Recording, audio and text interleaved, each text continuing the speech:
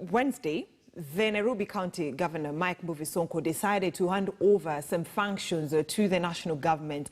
Health has been taken to the national government. Transport, planning, has been taken to the national government. However, there's been a lot of questions as to how this process was done, because the questions as to whether the Senate was involved, because the Senate needs to make, has to have a debate about it and vote. The members of the County Assembly of Nairobi County should have also done the same. Members of Nairobi County, residents, you and I, should have also given our opinion before the functions were taken back to the national government. And we have seen lots and lots of questions being raised. So far, we know that, activist Okiya Mtata has moved to court to challenge the decision by the Nairobi County Governor Mike Mbuvi Sonko to hand over some functions to the national government. Now, the Nairobi governor is also facing an impeachment motion next week. Members of the County Assembly will decide whether Nairobi County Governor Mike Mbuvi Sonko will go home or whether he'll continue, to discharge his duty as the governor of Nairobi. Now, that is taking us to the fact that this is not the first time running of the city affairs, which has been taken over a different administrative unit. The city council, which ran Nairobi in the 70s and early 80s, was dissolved due to poor provision of services, and the city was run by a commission for close to a decade. Now, senior reporter Rita Tinina reports on the lost glory of the city and the elusive search for solutions by a council commission and county government. Once upon a time, dry taps were unheard of. Garbage collection was efficient. Health facilities functioned.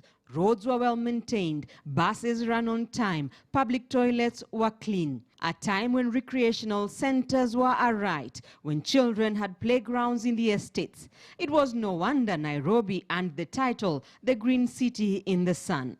The City Council, the largest of the country's 175 local authorities, managed city affairs under the Ministry of Local Government. But in the early 80s, the city started losing its shine. Water shortage, open sewers, garbage on the streets, hawkers, street urchins, informal settlements and land grabbing became the norm.